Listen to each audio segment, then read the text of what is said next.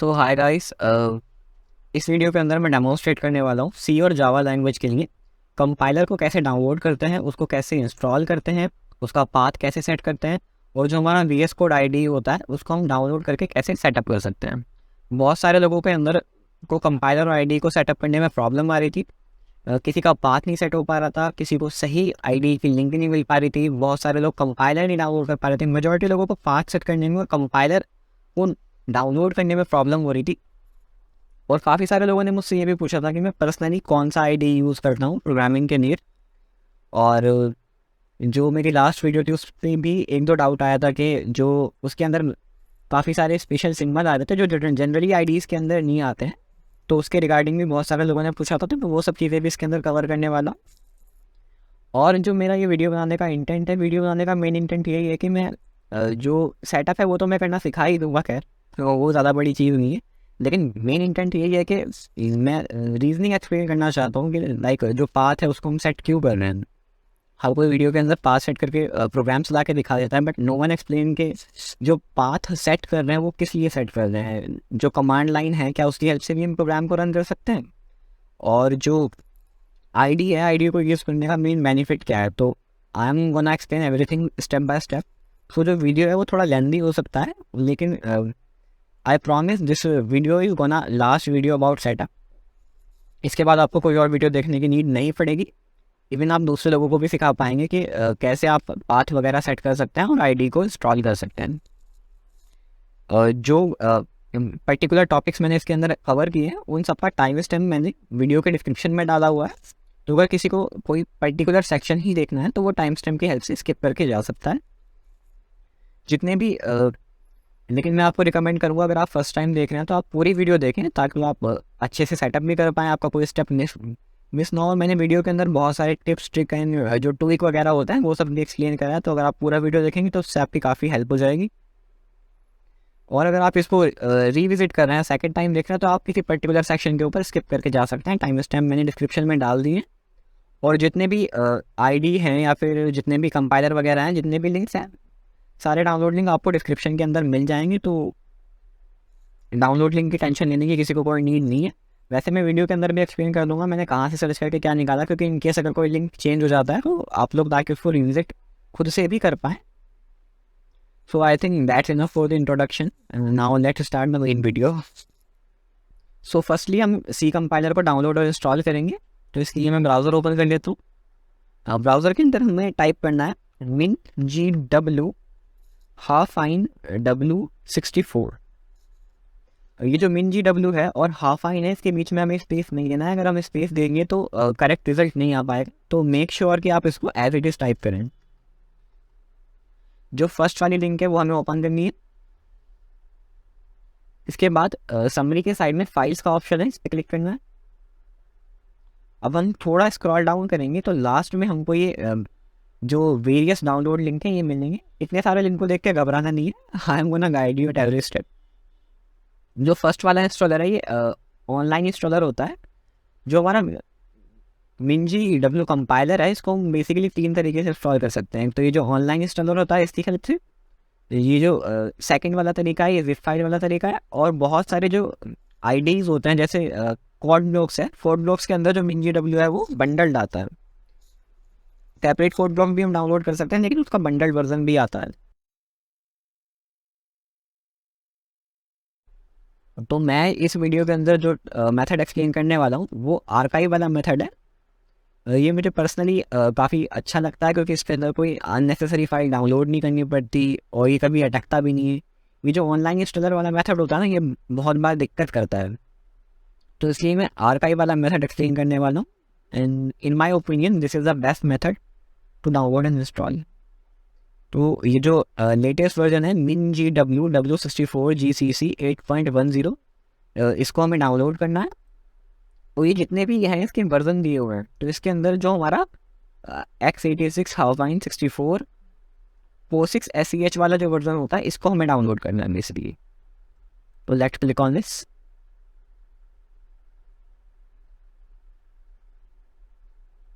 And let's download it.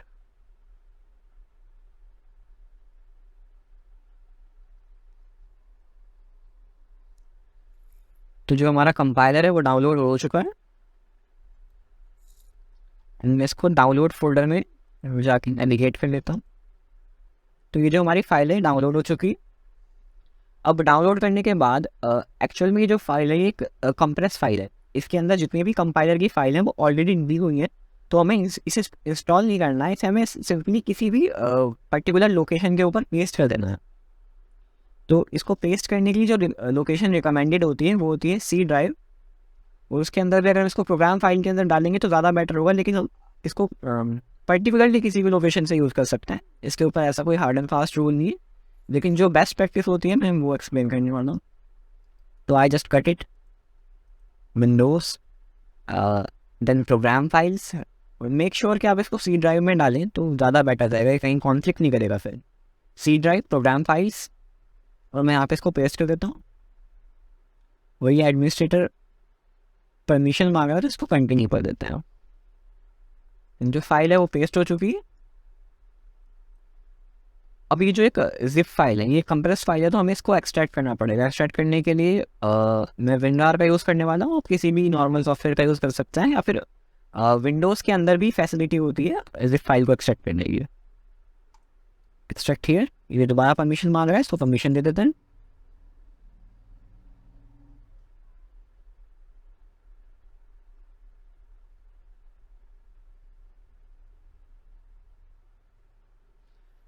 हम जब ये एक्सट्रैक्ट हो जाएगा तो एक min.gw64 नाम का फोल्डर आ जाएगा।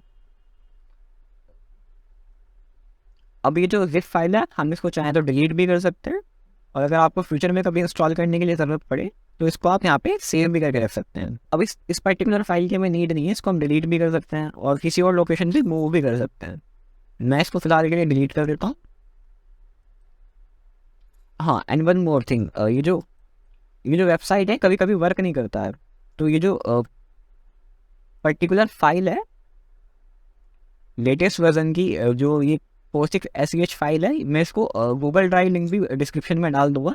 तो अगर आप जिस वक्त ये वीडियो देख रहे हैं अगर ये लिंक वर्क नहीं करता है, क्योंकि मैं भी काफ़ी टाइम देख चुका हूँ ये डाउन हो जाता है, फिलहाल किस्मत अच्छी थी तो ये डाउनलोड हो गया। तो मैं इसका गूगल ड्राइव लिंक भी डिस्क्रिप्शन में डाल दूंगा। तो इनकेस अगर ये लिंक वर्क नहीं करता है तो आप उस लिंक से भी इसको डाउनलोड कर सकते हैं। तो लेट्स कंटिन्यू अवर प्रोसेस। सो जो हमारा फोल्डर है वो क्रिएट हो चुका है, उसके अंदर सारी फाइल्स भी आ चुकी हैं। So now we are good enough to go. अभी तक हमने क्या किया है, हमने सिर्फ सी कंपाइलर को डाउनलोड करा है और उसको हमने अपनी ड्राइव के अंदर पेस्ट किया है। इसके अंदर इंस्टॉलेशन रिक्वायर्ड नहीं था, आई रिपीट, इसके अंदर कोई इंस्टॉलेशन रिक्वायर नहीं होता है। ये जो है कंप्रेस फाइल की फॉर्म में होता है, इसलिए हमें इसको सिर्फ पेस्ट करना होता है। So if I open my CMD, अब मैं चेक करता हूँ कि जो मेरा कंप्यूटर है वो इसको रिकॉग्नाइज कर पा रहा है या नहीं कर पा रहा है। मैंने कंपाइलर तो डाल दिया है, लेकिन नाउ वी नीड टू सी के जो कंप्यूटर है वो उसको रिकॉग्नाइज कैसे कर पाएगा। तो मैं GCC -- वर्जन टाइप करूँगा सी। ये बोल रहा है कि GCC कोई भी इंटरनल या फिर एक्सटर्नल कमांड नहीं है, मतलब ये उसको रिकॉग्नाइज नहीं कर पा रहा है। ऐसा क्यों हो रहा है? ऐसा इस वजह से हो रहा है कि हमारे कंप्यूटर के अंदर प्रोग्राम तो इंस्टॉल्ड है, लेकिन हमने इसको ग्लोबल नहीं करा। मतलब ग्लोबल करने का मतलब क्या है, ये कंपाइलर की फाइल है, बिन फोल्डर के अंदर सारी एग्जीक्यूटेबल फाइल होती है। ये जितनी भी फाइल हैं ये सारी की सारी एग्जीक्यूटेबल फाइल होती है, और ये बाकी की अदर नेसेसरी फाइल होती है जो सपोर्ट फाइल्स होती है। इनके अंदर ये जो एग्जीक्यूटेबल फाइल है इनके अंदर ये हमारा सी कंपाइलर है, डीबगर है, C++ कंपाइलर है, और यही जो है यही हमारे प्रोग्राम को कंपाइल करते हैं, एग्जीक्यूट करते हैं।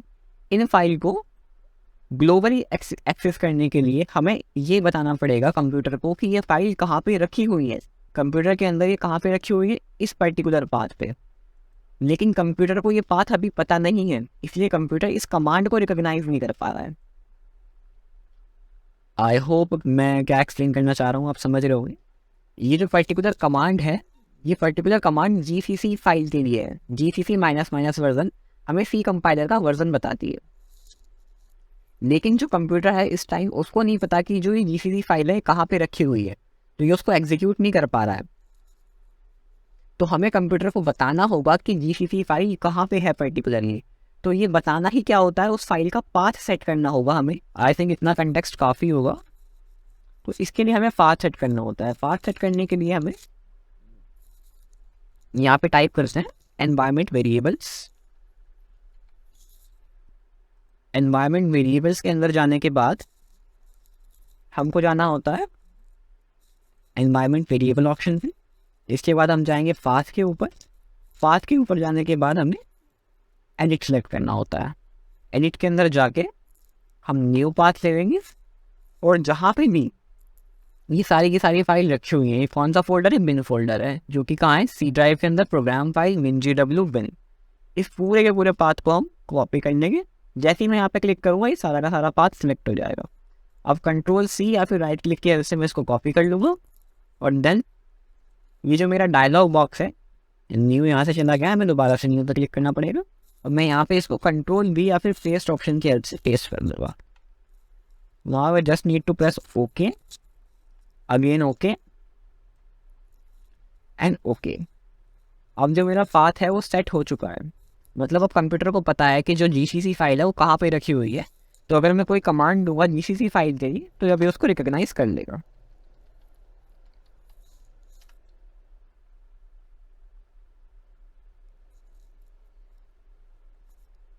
I think I need to restart the command prompt.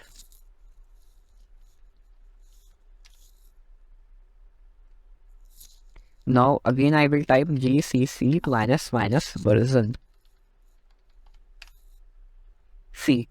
इस टाइम इसने हमें प्रीवियस वाला एरर नहीं दिया, इसने हमें वर्जन दे दिया जो हमने अभी डाउनलोड किया था वेबसाइट से, 8.1.1 GCC POSIX जो कंपाइलर हमने डाउनलोड किया था, अब इसको रिकॉग्नाइज कर पा रहा है। अब जो हमारा कंप्यूटर है उसे ये तो पता चल गया है कि जो हमारे GCC फाइल है या फिर जो भी हमारे कंपाइलर के टूल्स हैं वो कहाँ पे रखे हुए हैं। तो अब हम इसको किसी भी लोकेशन से पर्टिकुलरली एक्सेस कर सकते हैं। सो अब हम देखते हैं कि हम कोई प्रोग्राम अगर बनाएं तो उसको हम कमांड लाइन की हेल्प से कैसे एग्जीक्यूट कर सकते हैं। एक मैं सेपरेट फाइल बना लेता हूँ, और चलिए मैं डेस्कटॉप पे बना लेता हूँ ताकि जो बाइट कोड बनेगा वो मैं आपको दिखा पाऊँ साथ साथ। सो न्यू टेक्स्ट डॉक्यूमेंट, इसके अंदर मैं फटाफट से हेलो वर्ल्ड का प्रोग्राम लिख लेता हूँ।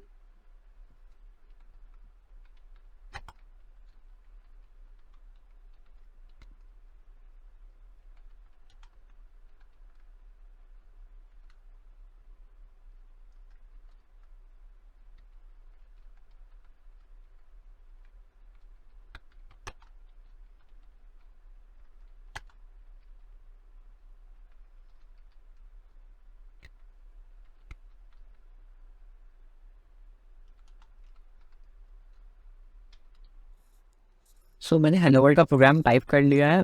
अब हम इसको सेव कर देते हैं, सेव है। मैं इसको नाम दे देता हूँ test.c, और इसकी लोकेशन है डेस्कटॉप।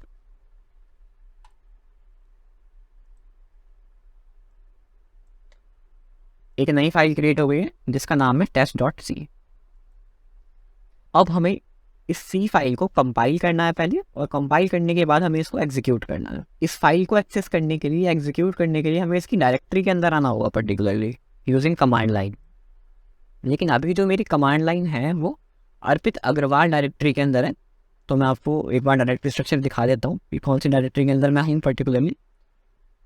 ये जो डायरेक्टरी है ये है सी ड्राइव में मैं चला गया, उसके बाद यूज़र्स के अंदर मैं चला गया, उसके बाद अर्पित अग्रवाल। तो मैं इस डायरेक्टरी के अंदर अभी हूँ। मेरा जो कमांड लाइन है वो इस डायरेक्टरी पे खुला हुआ है।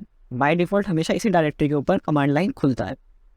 लेकिन इस फाइल को, ये जो फाइल है ये डेस्कटॉप फोल्डर के अंदर है, test.c और न्यू टेक्स्ट, ये दोनों फाइल डेस्कटॉप फोल्डर के अंदर है। तो अब मुझे जो मेरा कमांड लाइन है उसको डेस्कटॉप फोल्डर पे लेकर आना है, मतलब उसकी डायरेक्टरी को चेंज करना पड़ेगा।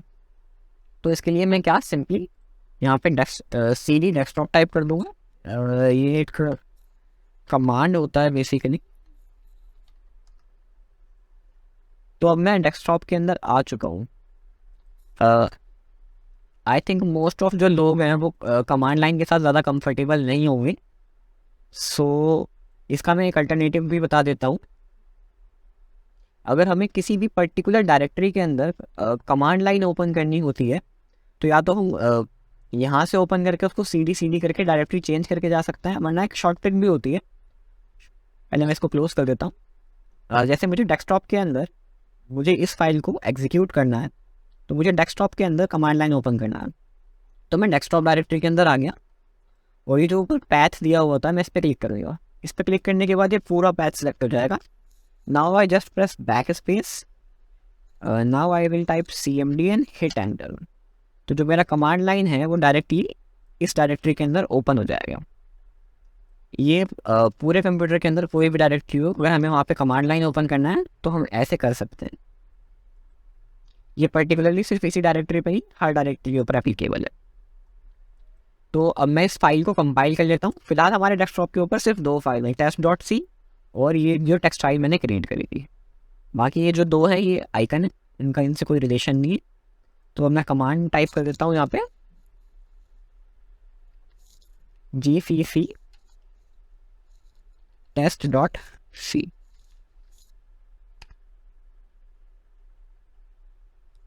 जो हमारा प्रोग्राम है वो कंपाइल हो चुका है। और ये जो a.exe करके फाइल है, मैं इसका एक्सटेंशन शो कर देता हूँ C। इसका जो फाइल एक्सटेंशन है वो है .exe। मतलब ये क्या है, ये एक एग्जीक्यूटेबल फाइल है। अब अगर मैं चाहूँ तो मैं इस एग्जीक्यूटेबल फाइल को यहाँ से डबल क्लिक करके डायरेक्टली भी एग्जीक्यूट कर सकता हूँ और मैं इसको कमांड लाइन के थ्रू भी एग्जीक्यूट कर सकता हूँ। लेकिन अगर मैं इसको डायरेक्टली एग्जीक्यूट करूँगा तो शायद आपको इसका आउटपुट दिखाई नहीं देगा, क्योंकि ये हेलो वर्ल्ड करके प्रिंट करके चला जाएगा। पहले मैं आपको इसको कमांड लाइन से एग्जीक्यूट करके दिखा देता हूँ। Now I will type a.exe और ये जो फाइल है ये एग्जीक्यूट हो जाएगा। C स्क्रीन के ऊपर हेलो वर्ल्ड प्रिंट हो गया। इसको डायरेक्टली डबल क्लिक करने पे इसका आउटपुट इसलिए नहीं आ रहा कि जो स्क्रीन को फोल्ड करने के लिए मैंने get.ch नहीं लगाया। तो ये इतना जल्दी हो रहा है कि ये स्क्रीन के ऊपर दिख भी नहीं पा रहा। तो मैं इसको थोड़ा सा कोड के अंदर चेंज कर देता हूँ। मेरे को बस get.ch लगाना है इसके अंदर, तो ये जो मेरा स्क्रीन है वो फोल्ड हो जाएगा। इसके बाद सेव इट आई विल। अब मैं इसको दोबारा से कंपाइल कर लेता हूँ gcc space file name test.c। इसकी हेल्प से मैं इसको यहाँ पे जो gcc है वो कंपाइल करने के लिए कमांड होता है और ये जो test.c है ये मेरी फाइल का नाम है। अगर आप अपनी फाइल का नाम कुछ और देंगे तो आप वो फाइल नेम यहाँ पे टाइप करना होगा। यहाँ पे एक चीज़ इंपॉर्टेंट है कि जो .c एक्सटेंशन है ये लगाना ज़रूरी होता है। ओके, तो ये एक वार्निंग जनरेट कर रहा है छोटी सी। Let's see what happen. C program जो है वो रन हो गया और ये जो एरर आ रहा है ये एरर बेसिकली, और मैंने conio.h का यूज़ नहीं करा है उस वजह से आ रहा है, implicit declaration of get.ch permission. मैं इसको फिक्स कर देता हूँ आप लोगों के लिए एक बार, और मैं conio.h हेडर फाइल इसके अंदर इंक्लूड कर देता हूँ।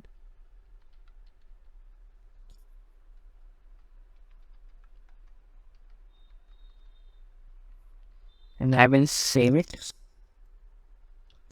मैं दोबारा से सेम कमांड दे देता हूँ। जो हमारे पास एरो की होती है उसकी हेल्प से हम जो हमारी प्रीवियसली टाइप कमांड है उनको रीयूज़ कर सकते हैं। इस बार कोई भी वार्निंग नहीं आया क्योंकि मैंने conio.h को इंक्लूड कर दिया। अब अगर मैं दोबारा से इस फाइल को रन करता हूँ तो इसका आउटपुट आ गया हेलो वर्ल्ड। और अगर मैं इसको डायरेक्टली यहाँ से रन करता हूँ a.exe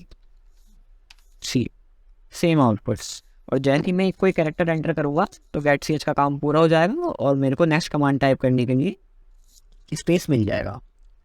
तो इस तरीके से हम कमांड लाइन की हेल्प से C प्रोग्राम को एग्जीक्यूट कर सकते हैं। लेकिन जैसा हमने देखा कि इसके अंदर हमें काफ़ी सारे कमांड्स का यूज़ करना पड़ता है, बार बार कमांड लाइन का इसके अंदर इन्वॉल्व होता है, तो ये थोड़ा सा हैक्टिक हो जाता है। तो इसको मिटिगेट करने के लिए या फिर आप बोल सकते हैं एलिमिनेट करने के लिए हम IDE इंटीग्रेटेड डेवलपमेंट एनवायरनमेंट्स का यूज़ करते हैं। वो हमें काफ़ी रिच सपोर्ट प्रोवाइड करते हैं प्रोग्रामिंग के लिए, जैसे इंटेलिसेंस। तो उसकी हेल्प से हमारे लिए प्रोग्राम को राइट करना काफ़ी ईजी हो जाता है, उसको कंपाइल करना, उसको एग्जीक्यूट करना काफ़ी ईजी हो जाता है। अगर हम सारे प्रोग्राम्स को ऐसे एग्जीक्यूट करेंगे तो हमारा बहुत सारा टाइम इसके अंदर वेस्ट हो जाएगा। सो जो हमारा C कंपाइलर था उसको तो हमने सक्सेसफुली सेटअप कर लिया है। अब हम देखते हैं हम JDK जावा डेवलपमेंट किट को कैसे डाउनलोड करके उसको इंस्टॉल करते हैं। तो JDK डाउनलोड करने के लिए मैं सबसे पहले ब्राउज़र ओपन कर लेता हूँ और now I will write JDK download.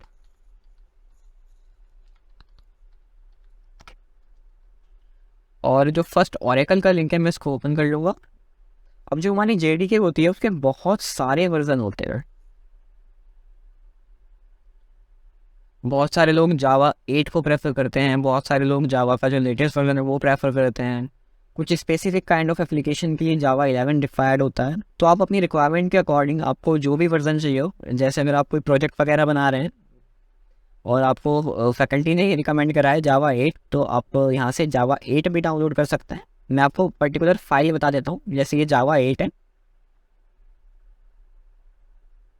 तो जावा 8 के अंदर हमें कौन सी वाली फाइल डाउनलोड करनी होती है, इसके अंदर हमें विंडोज़ के अंदर जाना होता है। विंडोज़ के अंदर हमारे पास x86 और x64 का इंस्टॉलर होता है। तो ज़्यादातर जो हमारे सिस्टम है वो 64 बिट के होते हैं, तो इसके लिए हम 64 बिट वाला वर्जन डाउनलोड करेंगे। लेकिन अगर आपका सिस्टम पर्टिकुलरली 32 बिट है तो आपको फिर जो ये 32 बिट वाला वर्जन है ये डाउनलोड करना होगा। लेकिन for majority of the people this one will work. ये जावा 8 का वर्जन था। जो मेरे पास इंस्टॉल करना है वो जावा का लेटेस्ट वर्जन इंस्टॉल करना है बेसिकली। तो I am gonna download this one, but आप उसको डाउनलोड कर सकते हैं। So let's wait until download completes.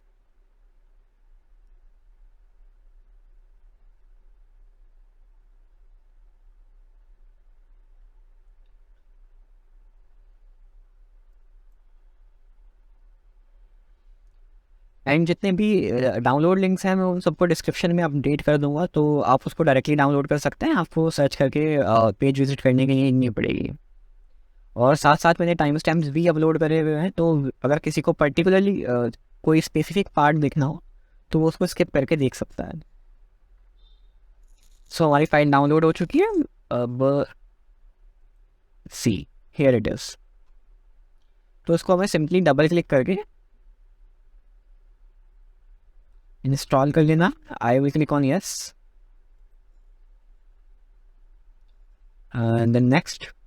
ये जो है ये पाथ के लिए बोल रहा है, तो इसने सी ड्राइव के अंदर पाथ लिया है जो कि सही है। तो I am gonna click on next और अभी इंस्टॉल हो रहा है। तो अब जो हमारा JDK है वो इंस्टॉल हो चुका है। सो जैसे हमने जो हमारा सी कंपाइलर था उसमें किया था, तो हम चेक करते हैं जो हमारा कंप्यूटर है वो JDK को रिकग्नाइज कर पा रहा है नहीं कर पा रहा है। तो इसके लिए मैं CMD ओपन कर लेता हूँ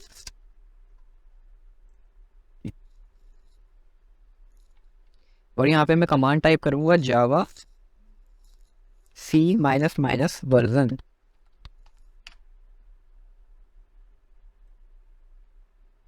इसने ऑटोमेटिकली पाथ पिक कर लिया है फॉर सम रीज़न। तो ये जो कमांड है ये एक्चुअल में वर्क कर रहा है, but in majority of the case या फिर जावा 8 के केस में ये जो पार्ट है ये अपने अपने आप पिक नहीं कर पाएगा, हमें इसको मैन्युअली सेट करना होगा। तो मैं वो आप लोगों को शो कर देता हूँ कि मैन्युअली हम पाथ को कैसे सेट कर सकते हैं। तो इसके लिए हमें अगेन जो हमारा फाइल है वो खोलना पड़ेगा। फाइल के अंदर हम जाएंगे सी ड्राइव के अंदर, उसके अंदर प्रोग्राम फाइल। बेसिकली हमें उसी पाथ को नेविगेट करना है इंस्टॉलेशन के टाइम पे जो हमने सेलेक्ट किया था। तो मेरे केस में वो था C drive, program file, then Java और JDK 20। और अगेन जो हमारी जितनी भी कोई भी कंपाइलर हो उसके केस में हमारी जितनी भी एग्जीक्यूटेबल फाइल्स होती हैं वो हमेशा बिन फोल्डर के अंदर होती है। तो जो ये हमारा बिन फोल्डर है इसके अंदर हमारा जो जावा का कंपाइलर है वो है और बाकी सारी नेसेसरी फाइल्स। तो ये वाला जो पाथ है हमें इस पाथ को अपने कंप्यूटर को बताना होता है कि जो हमारी JDK है और जितनी भी जावा की नेसेसरी टूल्स हैं वो इस पाथ पे है। तो यहाँ से टूल बार पे क्लिक करके हम इस पाथ को कॉपी कर सकते हैं बाय राइट क्लिकिंग, और Ctrl+C भी हम यूज़ कर सकते हैं। अगेन मैं एनवायरनमेंट वेरिएबल्स में जाऊँगा।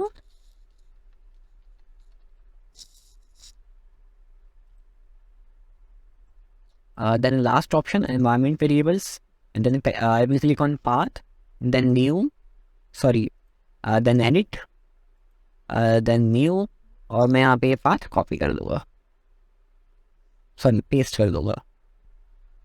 तो हम ओके पे क्लिक करेंगे। Okay and then again okay. तो जो हमारा पाथ है वो सेट हो चुका है। वैसे हमारा ऑलरेडी बाय डिफ़ॉल्ट उसने सेट कर दिया था।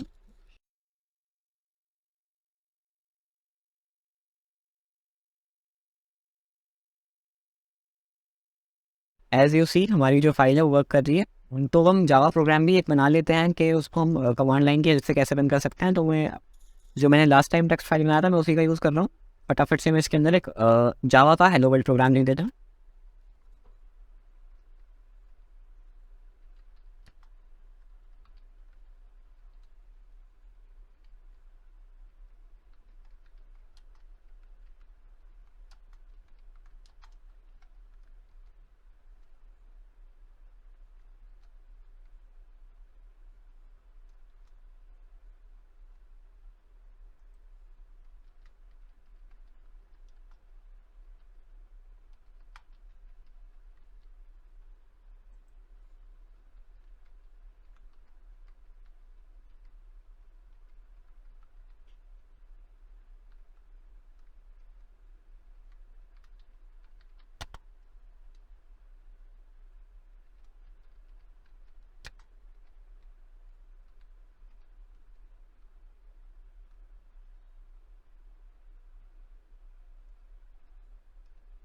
And of name, end of class. So मैंने टाइप कर लिया है, मैं इसको सेव कर देता हूँ। यहाँ पे हमें इस चीज़ का ध्यान रखना होता है कि जावा प्रोग्राम के अंदर हमने जो भी क्लास नेम लिया हुआ है उसी क्लास नेम से हमें फाइल को सेव करना होता है, अदरवाइज हमारा प्रोग्राम रन नहीं होगा। तो मैं इसको सेव कर देता हूँ, demo.java। अगेन मैंने इसको डेस्कटॉप पे सेव किया है। सो जो हमारी जावा फाइल है क्रिएट हो चुकी है एज यू कैन सी। अब हम इसको रन करते हैं। तो अगेन हमें जो हमारे कमांड प्रॉम्प्ट की डायरेक्टरी है उसको चेंज करना होगा डेस्कटॉप पे। मैं सिंपली cd डेस्कटॉप टाइप करके इसको चेंज कर लेता हूँ। अब जो मेरा कमांड प्रॉम्प्ट है वो डेस्कटॉप पे ओपन हो चुका है। तो अब ये जो जावा फाइल है मैं इसको कंपाइल करने के लिए कमांड देता हूँ। कंपाइल करने के लिए कमांड होती है जावा सी स्पेस फाइल नेम, जावा सी स्पेस। अब मेरा फाइल नेम है demo.java। यहाँ पे एक्सटेंशन देना नेसेसरी होता है, अगर हम एक्सटेंशन ऑमिट कर देंगे तो कंपाइल नहीं हो पाएगा। फाइल कनेक्ट कंपाइल हो चुकी है सक्सेसफुली और जो मेरी क्लास फाइल है वो जनरेट हो गई है। अब हमें सिंपली कुछ नहीं करना, हमें सिर्फ जावा लिख के क्लास फाइल को रन करना है। क्लास फाइल के साथ हमें डॉट क्लास लिखने की नीड नहीं होती एंड मेरा हेलो वर्ल्ड जो है वो प्रिंट हो चुका है। तो इसमें हमने देखा कि पहले मुझे कंपाइल करने के लिए अलग से कमांड देना पड़ा, रन करने के लिए अलग से कमांड देना पड़ा, फाइल नेम टाइप करना पड़ा। तो काफ़ी एक ही लंबा हैक्टिक प्रोसेस हो जाता है, जैसे हमने सी प्रोग्राम के अंदर देखा था। तो इस सबको मैटिगेट करने के लिए या इसको एलिमिनेट करने के लिए ही हम जो हमारे मॉडर्न आईडीज़ हैं उनका यूज़ करते हैं। उनकी हेल्प से स्पेशली जो हमारी सी प्रोग्रामिंग लैंग्वेज होती है उसके अंदर कोड काफ़ी छोटा होता है, मतलब स्टेटमेंट्स काफ़ी छोटे छोटे होते हैं। लेकिन जावा एक काफ़ी हैवी लैंग्वेज है, मतलब इसके अंदर स्टेटमेंट लंबे लंबे हो जाते हैं। तो मेरी रिकमेंडेशन यही होगी कि आप किसी एक मॉडर्न एक कोई भी नॉट ओनली VS कोड, आपका जो भी फेवरेट एडिटर है या कोई भी आप एक अच्छा IDE का यूज़ करें ताकि जो आपको कोड राइट करना है वो काफ़ी ईजी हो जाए। क्योंकि उसके अंदर जो इंटेलिजेंस का फीचर होता है वो काफ़ी हेल्प करता है कोड को एफिशिएंटली टाइप करने में। तो अब हम देखते हैं कि हम VS कोड को कैसे डाउनलोड करके इंस्टॉल कर सकते हैं। तो मैं ब्राउज़र ओपन कर लेता हूँ, इसके अंदर I type VS code download.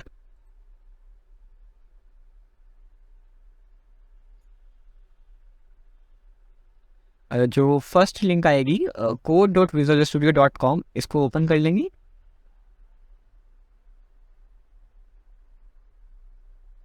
I think my internet is little bit slow,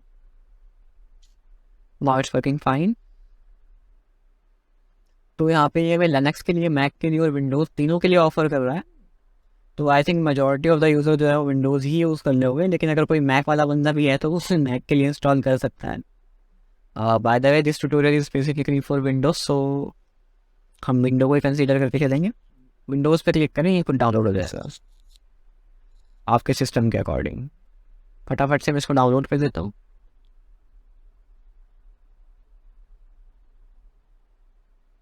और ये जो वी एस कोड का डॉक्यूमेंटेशन है काफ़ी नाइस है, मतलब अगर कोई प्रॉब्लम आप लोगों को आती है तो आप इसके डॉक्स पढ़ सकते हैं। मैंने भी मेजॉरिटी ऑफ द चीज़ें इसके डॉक्स में से ही पढ़ पढ़ के सीखी हैं, या मैं कहीं पे स्ट्रक हो जाता हूँ तो मैं we S code YouTube video से देख काफ़ी इफेक्टिव हो जाता है ये। वैसे ही हाई नहीं हो गया कि मैं कोई वीडियो बता रहा हूँ और डॉक्स को ज़्यादा बेटर बता रहा हूँ, बट इस आई प्रेफर बीइंग ऑनेस्ट। सो हमारी जो फाइल है वो डाउनलोड हो चुकी है, फटाफट से मैं डाउनलोड्स डायरेक्टरी में जाता हूँ और हमारा वी एस कोड यहाँ पे आ चुका है। इसको हम डबल क्लिक करके फटाफट से इंस्टॉल कर लेंगे। सबसे पहले ये बोल रहा है कि आप हमारी टर्म्स को एग्री करते हैं। हाँ जी, हम एग्री करते हैं आपसे। अब ये पाथ पूछ रहा है, पाथ ये बाय डिफ़ॉल्ट सही उठा लेगा। अगर आप एडवांस यूज़र नहीं है तो आप इन सब चीज़ों को ना छेड़ें, जो डिफ़ॉल्ट हैं उसको वैसे ही रहने दें और सिंपल मेरे स्टेप्स को कॉपी करते रहें, आपका जो इंस्टॉलेशन है वो अच्छे से हो जाएगा।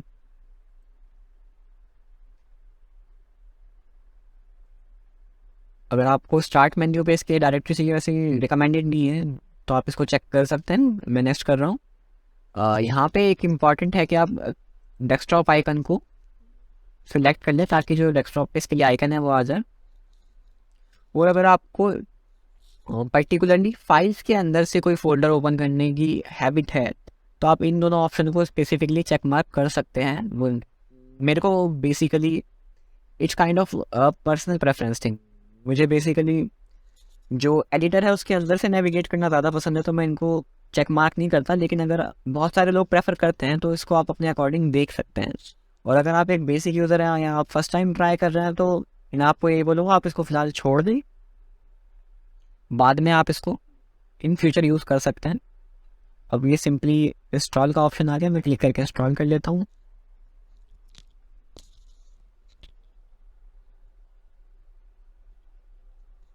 सो जो हमारा वी एस कोड है वो सक्सेसफुली इंस्टॉल हो चुका है।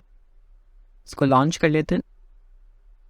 सी जब हम first time we S code open करते हैं तो ये पेज हमें देखने को मिलता है और हमारे डेस्कटॉप पे भी इसका एक खूबसूरत सा आइकन आ चुका है।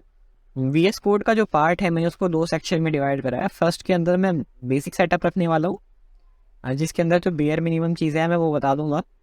और जो नेक्स्ट वीडियो का जो नेक्स्ट पार्ट है उसमें मैंने एडवांस जो सेटिंग है या कॉन्फ़िगरेशन है, जैसे कि लिनिएचर हो गया, थीम्स वगैरह हो गए, या जो कस्टमाइजेशन वगैरह है वो मैंने उसमें कवर करे हुए हैं, ताकि अगर किसी को वो करने हैं तो वो कर सकता है। That are completely option. अगर किसी को सिंपली कोड करना है तो वो इन बेसिक वाले स्टेप्स को फॉलो कर सकता है, उसका कोड जो है वो रन कर जाएगा। सो ये बोल रहा है show welcome page on startup, I don't like it, so मैं इसको अनचेक कर देता हूँ। वेलकम पेज मैंने कट कर दिया। So this is how your we S code initially look like. तो ये जो फर्स्ट वाला विंडो होता है ये फाइल्स के लिए होता है, सेकंड वाला सर्च के लिए होता है, ये बेसिकली गिट के लिए होता है, ये आपको ये करने की नीड नहीं है, ये डिबगर होता है। और that's the best part of we S code. This is the thing which I like most in this editor. We S code has more than 5 million extensions. मतलब इसके अंदर हर चीज़ के लिए एक्सटेंशन अवेलेबल है और इसका एक्सटेंशन सपोर्ट भी बहुत ज़्यादा रिच है। तो आपको जिस भी पर्टिकुलर लैंग्वेज के अंदर प्रोग्रामिंग करना हो आप उसके रिगार्डिंग यहाँ पे एक्सटेंशंस को डाउनलोड कर सकते हैं। तो सबसे पहले मैं सी प्रोग्राम को डेमोन्स्ट्रेट करने वाला हूँ, तो मैं उसके लिए यहाँ पे एक्सटेंशन डाउनलोड कर लेता हूँ।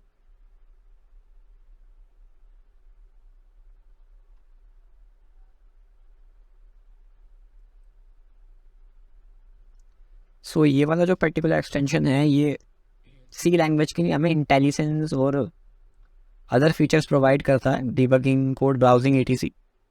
तो इसको हमें सी प्रोग्राम्स रन करने के लिए वी एस कोड के अंदर इंस्टॉल करना पड़ता है। ये नेसेसरी है, अगर ये इंस्टॉल नहीं करेंगे तो प्रोग्राम ठीक से नहीं चल पाएगा। तो मैं इसको इंस्टॉल कर लेता हूँ।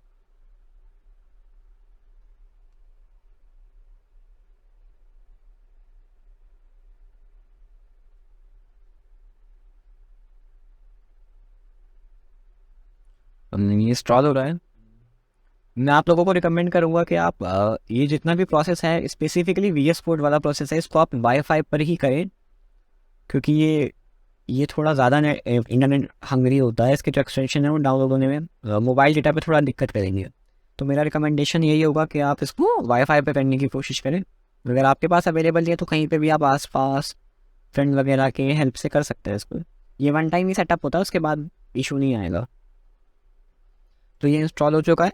अब वो जो सेकंड एक्सटेंशन है वो होता है कोड रनर। कोड रनर जो है ये डिफरेंट डिफरेंट लैंग्वेजेस का जो कोड होता है उसको रन करने में हमारी हेल्प करता है।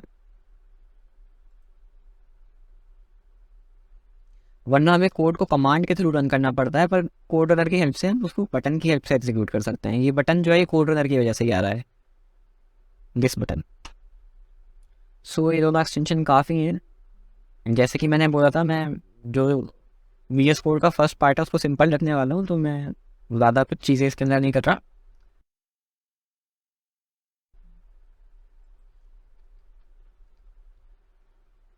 यहाँ पे हमारे एक्सटेंशन आ रहे हैं जो हमने इंस्टॉल करे हैं। हमने सिर्फ 2 एक्सटेंशन इंस्टॉल करे हैं, वही नीचे पॉपुलर एक्सटेंशन है जिनकी वो हमें रिकमेंडेशन आ रही है। आप चाहे तो कर सकते हैं अगर आपको किसी के बारे में पता हो या आप पहले यूज़ कर चुके हो। तो अब हम फाइल्स को नेविगेट कर लेते हैं। ये हमें कोई फोल्डर ओपन करने के लिए बोल रहे हैं। So let's open our desktop. मैंने डेस्कटॉप फोल्डर सेलेक्ट कर लिया तो इसने इसको ओपन कर लिया। अब फर्स्ट टाइम हम कोई भी डायरेक्टरी इसके अंदर ओपन करते हैं तो ये हमसे परमिशन मांगता है कि उसके अंदर जो फाइल और फोल्डर्स हैं क्या आपको वो लगता है ट्रस्टवर्दी हैं, तो हम इसको परमिशन दे देंगे। अभी जितने भी फाइल्स हैं यहाँ पे आ गए हैं, और ये जो लिटिल लिटिल ऑप्शन आ रहे हैं इनकी हेल्प से हम फाइल फोल्डर क्रिएट कर सकते हैं, रिफ्रेश कर सकते हैं और उसको कोलैप्स कर सकते हैं। तो मैं एक न्यू फाइल क्रिएट कर लेता हूँ और test.c नेम से। जैसे मैंने एंटर हिट करा यहाँ पे फाइल आ गई। ये रिकमेंडेशन दे रहा है, आप रिकमेंडेशन को इंस्टॉल करने की कोई नीड नहीं है, जितने नेसेसरी एक्सटेंशन थे वो मैं पहले ही इंस्टॉल करा चुका हूँ। तो मैं फटाफट से हेलो वर्ल्ड का प्रोग्राम टाइप कर लेता हूँ।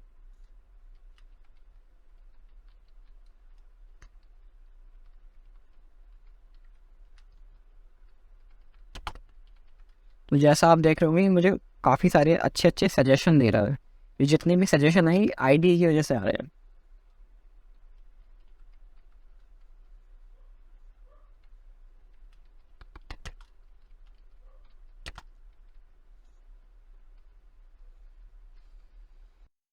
मुझे कोई टैब भी टाइप नहीं करना पड़ता, जितने भी स्पेस वगैरह है वो ऑटोमेटिकली ये खुद ही जनरेट कर रहा है।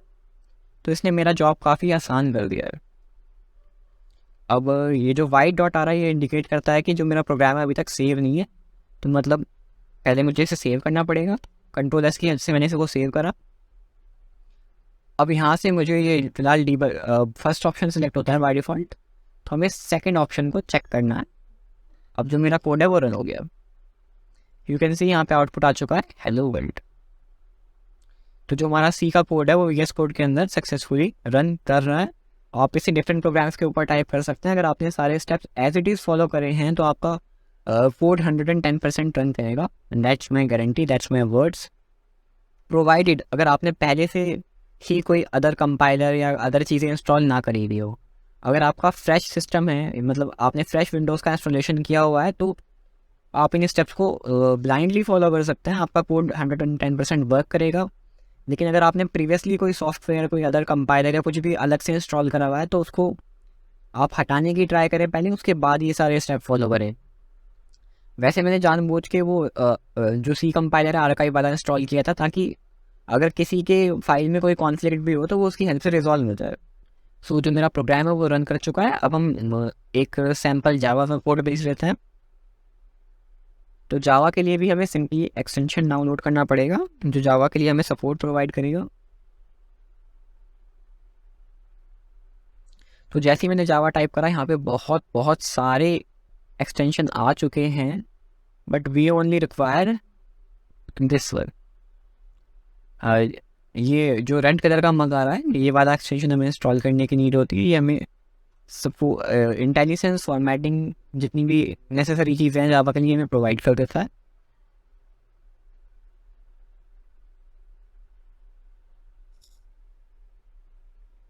So as I told you follow में थोड़ा टाइम ले रहा है इसको। जो वी एस कोड के एक्सटेंशन हैं ये थोड़े से इंटरनेट हैंगरी होते हैं इंस्टॉलेशन के टाइम पे। ये इंस्टॉल हो चुका है। मैं दोबारा से फाइल्स पे जाऊँगा। अब मैं यहाँ पे एक नई फाइल क्रिएट कर लूँगा जिसका मैं नेम दे देता हूँ डेमो.java। और ये फाइल ओपन हो गई। अगेन ये मेरे को रिकमेंडेशन दे रहा है कि आप इनको इंस्टॉल कर लो। मुझे फ़िलहाल कोई अदर चीज़ें इंस्टॉल नहीं करनी है। ये जावा का पेज है, मैं इसको कट कर देता हूँ। Now let's type our first Java program. Class name again मुझे डेमो ही देना पड़ेगा। मैं फटाफट से मेन फंक्शन बना देता हूँ, पब्लिक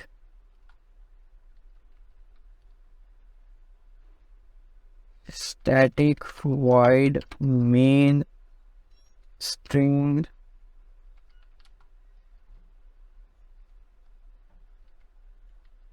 ARGS। मेन की बॉडी बना लेते हैं। इसके अंदर मैं एक स्टेटमेंट डाल देता हूँ, सिस्टम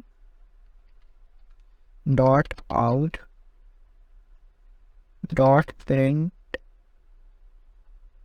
एलन, और इसके अंदर मैं पास कर देता हूँ एक स्ट्रिंग हेलो। हेलो जावा लिख लेते हैं क्योंकि प्रीवियस प्रोग्राम का आउटपुट हेलो वर्ल्ड था। हेलो जावा।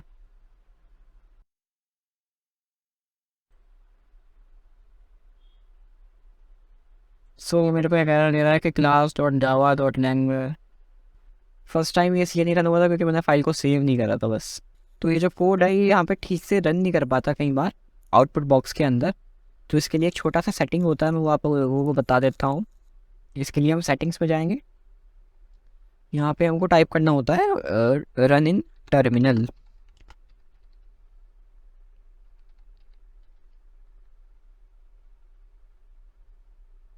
सी कोड रनर के अंदर ये सेटिंग होती है। अगर हम इसको चेक मार्क कर देंगे तो हमारा जितना भी कोड है वो यहाँ पे टर्मिनल के अंदर रन होगा। मैं इसको कट कर देता हूँ। अब अगर मैं जावा कोड रन करता हूँ तो ये टर्मिनल के अंदर रन होगा। सी हेलो जावा प्रिंट हो गया। अगर मैं ये वाला प्रोग्राम रन करता हूँ तो ये टर्मिनल के अंदर ही रन होगा। जो मेरा फॉन्ट है वो थोड़ा सा छोटा है, जो कंपैरेटिवली जनरल अगर आप कोई डेस्कटॉप यूज़ कर रहे हैं तो आपके केस में भी ये काफ़ी छोटा होगा, या फिर अगर आपका लैपटॉप 16 इंच या अबव है तो उस केस में भी थोड़ा सा छोटा होगा। तो अगर आपको फॉन्ट छोटा लग रहा हो तो केवल आप तब उसी कंडीशन में इसको चेंज करें, अदरवाइज आप इसको बाय डिफ़ॉल्ट छोड़ सकते हैं। तो यहाँ पे मैं फॉन्ट टाइप करूँगा, मतलब फॉन्ट के अंदर चला जाऊँगा और यहाँ पे फॉन्ट साइज़ आ रहा है, मैं इसको इंक्रीज़ करके 24 कर लेता हूँ।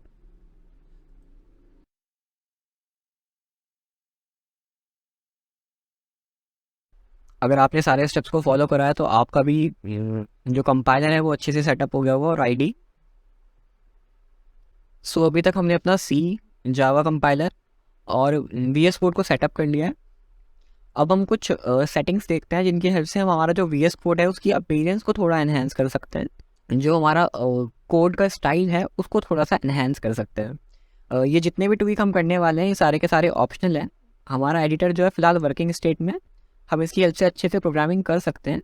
तो जो आगे के स्टेप्स हैं वो कम्प्लीटली ऑप्शनल है, अगर कोई चाहे तो उसको स्किप भी कर सकता है। वो हमारे प्रोग्रामिंग की परफॉर्मेंस को या हमारी नॉलेज को कोई डायरेक्टली इम्पैक्ट नहीं करेंगे, बस जो थोड़ा वो अपीयरेंस है उसको थोड़ा सा इम्प्रूव कर देंगे।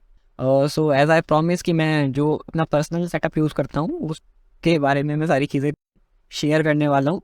तो उसके अंदर मैं एक चीज़ यूज़ करता हूँ जिसको हम बोलते हैं फॉन्ट लिगेचर। फॉन्ट लिगेचर क्या करता है, जो कुछ सिम्बल्स होते हैं वो उनको स्टैंडर्ड सिंबल से थोड़े से जो हमारे रियल लाइफ सिंबल्स होते हैं उनमें कन्वर्ट कर देता है। आई नो ऐसा समझना थोड़ा मुश्किल है, तो मैं थोड़ा सा एक एग्जांपल ले लेता हूँ। कमेंट राइट करता हूँ मैं एक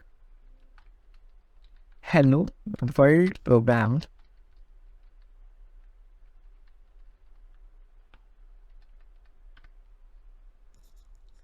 सी। तो फिलहाल जो मेरा फॉन्ट है वो कुछ इस तरीके से आ रहा है। मैं एक और कमेंट राइट कर लेता हूँ, इसमें मैं सिंबल ले लेता हूँ, let's assume less than equal to, greater than equal to और नॉट इक्वल टू। मैंने 3 सिंबल ले लिए। तो फिलहाल ये कुछ इस तरीके से दिखाई दे रहे हैं। लेकिन जो मेरा प्रीवियस वीडियो था उसमें भी मुझे क्वेश्चन आया कि जो मैं सिंबल्स वगैरह यूज़ कर रहा हूँ वो जनरली एडिटर्स के अंदर नहीं आते हैं, तो वो लिगेचर की वजह से आ रहे थे। ये अभी इसके अंदर लिगेचर इनेबल्ड नहीं है, तो ये कुछ इस तरीके से हमें दिखाई दे रहे हैं। लेकिन लिगेचर इनेबल करने के बाद ये थोड़ा सा चेंज हो जाएंगे। तो लिगेचर को इनेबल करने के लिए हमें एक लिगेचर इनेबल्ड फॉन्ट का यूज़ करना होता है। तो मैं जो पर्सनली फ़ॉन्ट यूज़ करता हूँ वो है कास्केडिया फूड, माइक्रोसॉफ्ट का ये बनाया हुआ फ़ॉन्ट है और काफ़ी अच्छा फ़ॉन्ट है, काफ़ी सारे प्रोग्रामर इसको यूज़ करते हैं। और सबसे मेजर बात, ये जो फ़ॉन्ट है ये फ्री टू यूज़ है। तो इसके काफ़ी सारे लिंक्स हैं, लेकिन इसकी जो इंस्टॉलेशन फाइल है वो थोड़ा सा मतलब ढूंढना मुश्किल होता है। तो मैंने उसको ऑलरेडी डाउनलोड किया हुआ है, ये उसकी जिप फाइल है। तो ये इस फाइल का मैं गूगल ड्राइव लिंक आपको डिस्क्रिप्शन में प्रोवाइड कर दूंगा। तो हम इसको एक्सट्रैक्ट कर लेते हैं और इसके अंदर हमें TTF फोल्डर के अंदर जाना है और जो फर्स्ट वाला फ़ॉन्ट है इसको इंस्टॉल कर लेना है। और मैं इंस्टॉल पर क्लिक करूँगा। एक्चुअली मैंने इसको ऑलरेडी ये मेरे सिस्टम के अंदर इंस्टॉल दिखा रहा है। आपके केस में ये वाला डायलॉग बॉक्स नहीं आएगा, आप इस डायरेक्टली इंस्टॉल हो जाएगा। मैं करके दिखा देता हूँ। ये इंस्टॉल हो गया, तो हम इसको क्लोज कर देंगे। अब ये जो फॉन्ट है वो हमारे सिस्टम के अंदर इंस्टॉल हुआ है। अब हमें इसको जाके एडिटर के अंदर कॉन्फ़िगर करना पड़ेगा। कॉन्फ़िगर करने के लिए हमें सेटिंग्स के अंदर जाना होगा। यहाँ पे हम टेक्स्ट एडिटर के अंदर जाएंगे, फॉन्ट के अंदर जाएंगे और यहाँ पे जो हमारा फॉन्ट फैमिली है इसके अंदर हम स्टार्टिंग में टाइप कर देंगे कास्केडिया कोड।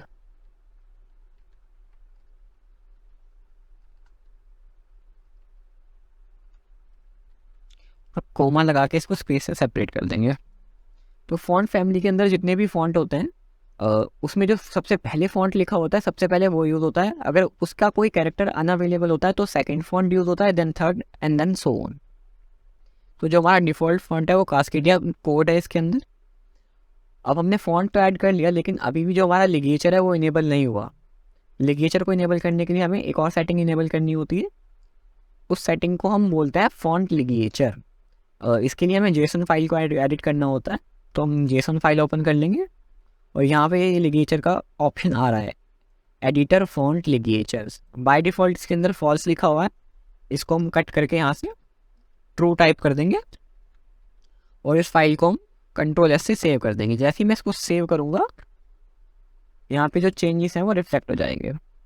आप देख सकते हैं जो मल्टीपल डैश थे यहाँ पे वो एक सिंगल लाइन के अंदर कंबाइन हो गए हैं और जो ये सिंबल्स थे ये सिंबल्स भी यहाँ पे चेंज हो गए हैं। तो ये जो सिंबल हैं थोड़े से बेटर होता है ह्यूमन आई के लिए अंडरस्टैंड करने के लिए as compare to normal keyboard symbols. तो इसलिए जो लिगेचर इनेबल्ड फॉन्ट है वो थोड़ा बेटर अपीयरेंस हमें प्रोवाइड करते हैं। जैसा कि अगर आप नोटिस कर रहे हो तो ये जो फॉन्ट है ये पिछले वाले से थोड़ा सा बेटर लुकिंग फॉन्ट है। तो ये जो लिगेचर वाला फीचर है ये कम्प्लीटली ऑप्शनल है। अगर आप एक नॉर्मल यूज़र है तो आप इसको स्किप कर सकते हैं, देयर इज़ नो इशू। अब मैं कुछ अपनी फेवरेट थीम्स भी शेयर कर देता हूँ आप लोगों के साथ। इसके लिए हम एक्सटेंशन टैब पे जाएंगे, यहाँ पे हम सर्च करेंगे मटेरियल।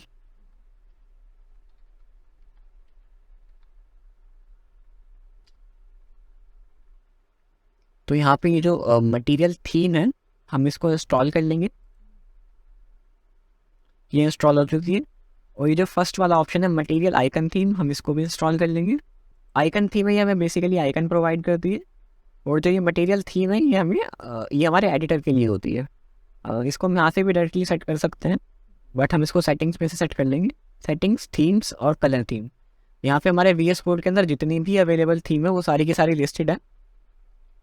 आप अपनी पर्सनल प्रेफरेंस के अकॉर्डिंग भी चॉइस कर सकते हैं, लेकिन मेरी पर्सनल फेवरेट मटेरियल थीम है तो मैं इसको यूज़ कर लेता हूँ। अब सेम हम आइकन थीम को भी सिलेक्ट कर लेंगे, थीम 5 आइकन थीम, और इसके अंदर हम मटेरियल आइकन थीम, हाँ दिस वन मैं ये वाला पर्सनली यूज़ करता हूँ। जितना भी यहाँ पे वार्निंग रिकमेंडेशन आए इसको आप क्लोज कर सकते हैं, इससे कोई इशू नहीं होता। तो हमने अपने VS कोड के अंदर फॉन्ट लिगेचर भी इनेबल कर लिया और इसकी थीम और फाइल आइकन थीम भी चेंज कर ली। कुछ सेटिंग्स होता है मैं आपको वो भी बता देता हूँ, जो अगर आप चाहें तो ट्विक कर सकते हैं। जैसे फ़ॉन्ट के अंदर हमें कोई खास चेंज नहीं करना होता। फाइंड या फ़ॉन्ट के अंदर फॉर्मेटिंग टैब के अंदर आके हम फॉर्मेट ऑन पेस्ट और फॉर्मेट ऑन सेव को चेक कर लेते हैं। इससे क्या होगा, हम जब भी सेव करेंगे हमारा कोड ऑटोमेटिकली फॉर्मेट हो जाएगा। और बाकी फीचर आप अपने अकॉर्डिंग जैसे जैसे आपको प्रोग्रामिंग की प्रैक्टिस होगी आप लोग इनको इनेबल कर सकते हैं, डिसेबल कर सकते हैं अपनी पर्सनल प्रेफरेंस के अकॉर्डिंग। जितना भी बेसिक सेटअप था वो मैंने आप सबको बता दिया है। अब रेदर देन जितनी भी चीज़ें बचती हैं वो ज़्यादातर प्रेफरेंशियल होती हैं। कुछ लोग उनको यूज़ करते हैं, कुछ लोग उनको यूज़ करना पसंद नहीं करते। सो मेरी जो रिकमेंडेशन होगी कि आप किसी का सेटअप ब्लाइंडली ना फॉलो करें। जो बेसिक और नेसेसरी चीज़ें थी वो मैंने आपको बता दी। आप जैसे जैसे प्रैक्टिस करेंगे आपको पता लगता रहेगा कि कौन सा जो सेटिंग या फीचर है उसको इनेबल करने से क्या होता है, डिसेबल करने से क्या होता है। तो आपको जो प्रोग्रामिंग का स्टाइल सूटेबल लगे आप उसके अकॉर्डिंग अपने एडिटर को सेटअप करें। बाकी आप चाहें तो अदर भी बहुत सारे अच्छे अच्छे प्रोग्रामर्स हैं, उनका रिकमेंडेशन भी आप फॉलो कर सकते हैं। Now it's time to wrap up the video. अगर आपको ये वीडियो अच्छी लगी हो, थोड़ा सा भी आपको कुछ वैल्यू ऐड हुआ हो उससे, तो आप प्लीज़ इसको शेयर करें ताकि दूसरे लोगों के लिए भी ये वैल्यू प्रोवाइड कर सकें। और अगर आपका कोई वीडियो के रिगार्डिंग सजेशन है या फिर आपको कोई प्रॉब्लम आ रही है किसी भी स्टेप में, तो आप मुझको कमेंट कर सकते हैं। Thanks for watching the video.